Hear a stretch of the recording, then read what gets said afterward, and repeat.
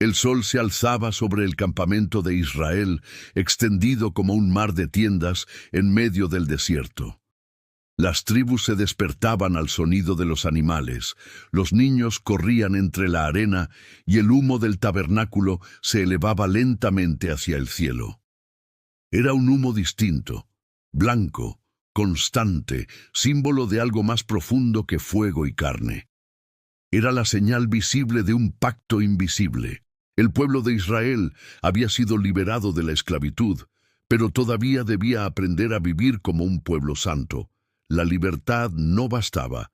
Dios quería enseñarles a vivir en armonía, con Él, con los demás y consigo mismos.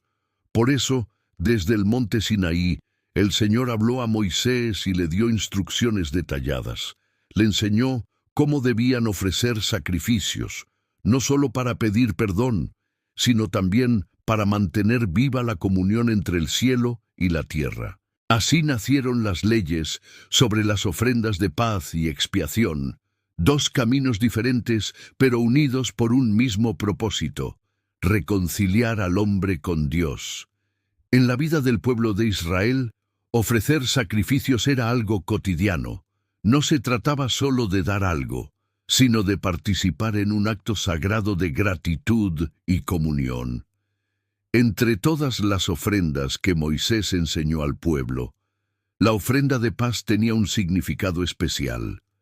No nacía del miedo ni del castigo, sino del gozo. Era una celebración. Cuando alguien traía una ofrenda de paz, no venía para pedir perdón, sino para agradecer o renovar su relación con Dios. Era una forma de decir: Señor, tú me has bendecido y quiero compartir esta alegría contigo. El ritual comenzaba con la elección del animal. Podía ser un buey, una oveja o una cabra, pero debía ser sin defecto, símbolo de pureza y respeto. La persona ponía sus manos sobre la cabeza del animal, como si depositara en él su propia vida, y luego el sacrificio se ofrecía en el altar. Una parte se quemaba para Dios, otra se entregaba al sacerdote, y el resto era compartido por la familia que traía la ofrenda. Era, literalmente, una comida compartida con el Creador. En torno a esa comida, el pueblo recordaba que Dios no era un ser lejano, sino alguien que deseaba participar en sus alegrías. Las ofrendas de paz eran, en cierto modo, un banquete sagrado. Podían presentarse por tres motivos: como ofrenda de agradecimiento, por un voto cumplido o como sacrificio voluntario. En todas, el gesto central era el mismo: la comunión. No se trataba solo de carne, fuego y humo. Se trataba de amor, de fidelidad, de una relación viva. Era el símbolo de que el corazón del hombre podía estar en paz con Dios, y que esa paz debía reflejarse también en la comunidad. Nadie podía celebrar con Dios mientras despreciaba a su hermano. Así, cada ofrenda de paz era también un recordatorio de que la verdadera alegría se comparte. Pero no todas las ofrendas nacían de la alegría. Algunas surgían del dolor, del arrepentimiento, de la necesidad de limpiar el alma. Eran las ofrendas de expiación. En ellas, el pueblo encontraba un camino para restaurar lo que se había roto. Porque el pecado no solo dañaba al que lo cometía, afectaba a toda la comunidad. Separaba al hombre de Dios y al pueblo de su Creador. La ofrenda de expiación comenzaba con un acto de profunda humildad. El pecador reconocía su falta y buscaba reconciliarse. No bastaban las palabras. El gesto debía ser concreto. Según la gravedad del pecado, el tipo de ofrenda variaba. Si el sumo sacerdote había pecado, debía ofrecer un novillo, pues su falta afectaba a todo Israel. Si era un líder o un miembro común del pueblo, el sacrificio podía ser una cabra o una oveja.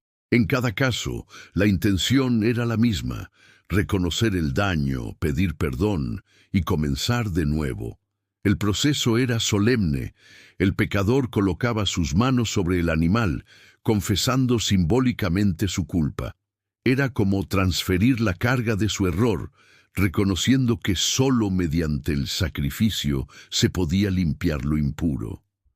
Luego, el sacerdote tomaba parte de la sangre del animal y la rociaba sobre el altar o sobre el velo del santuario. Esa sangre representaba vida, y la vida ofrecida era el precio de la reconciliación. Lo que el hombre había roto con su pecado, Dios lo restauraba mediante la obediencia y la fe. La carne del sacrificio no siempre se comía. En algunos casos, debía ser quemada fuera del campamento, recordando la gravedad del pecado y la necesidad de apartar lo impuro. Era una lección visual.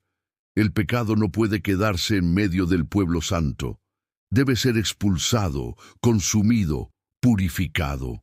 Así, el fuego del altar no era un fuego de destrucción, sino de renovación. Con el tiempo, el pueblo comprendió que estas ofrendas no eran solo rituales vacíos. Cada detalle tenía un significado profundo. La sangre hablaba de vida, el fuego de purificación, el altar de encuentro, y el sacerdote era el mediador entre el cielo y la tierra. A través de estos actos, Dios enseñaba a su pueblo el valor del perdón y la importancia de la obediencia. No se trataba de comprar el favor divino, sino de aprender que el perdón requiere entrega, sacrificio y humildad. En medio del desierto, cuando el pueblo fallaba o se alejaba, las ofrendas de expiación se convertían en un nuevo comienzo. Eran un recordatorio de que siempre hay un camino de regreso. El Dios de Israel no se deleitaba en el castigo, sino en la misericordia. Su propósito no era condenar, sino restaurar. Por eso, aun en los momentos más duros, cuando el pecado parecía ensombrecer la esperanza, el altar seguía encendido, invitando a todos a volver. Con el paso de los años, estas prácticas fueron moldeando la conciencia espiritual del pueblo. Comprendieron que el sacrificio más importante no era el del animal, sino el del corazón. Dios quería obediencia más que rituales, sinceridad más que palabras. Los profetas lo repetirían una y otra vez. Lo que agrada al Señor es un espíritu humilde y un corazón contrito. Las ofrendas de paz y expiación eran, por tanto, dos caras de una misma verdad. La paz expresaba gratitud y comunión. La expiación enseñaba arrepentimiento y restauración. Una nacía de la alegría, la otra del dolor, pero ambas conducían al mismo destino, el encuentro con Dios. Imagina por un momento la escena.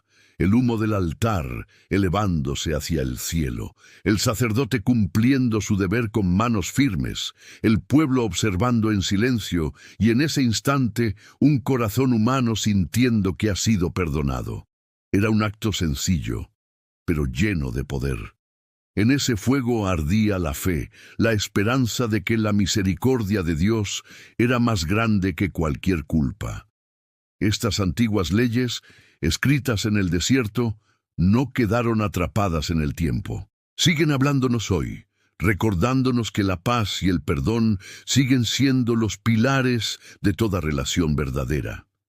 Que cada acto de agradecimiento es una ofrenda de paz y cada gesto de perdón una ofrenda de expiación.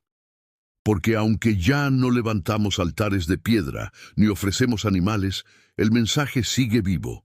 Reconciliarse con Dios y con los demás es el camino hacia la verdadera libertad. Así, cuando el pueblo de Israel miraba el humo subir desde el tabernáculo, comprendía que no se trataba solo de un rito, sino de una promesa de que, sin importar cuán grande fuera la falta o cuán larga la distancia, siempre habría un camino de regreso al corazón de Dios. Y ese camino se llama paz y perdón. Si te gustó el video, regáleme un like, compártelo con tus amistades, comenta qué te pareció y no olvides suscribirte al canal y tocar la campanita. Para nuevo contenido, gracias por ver.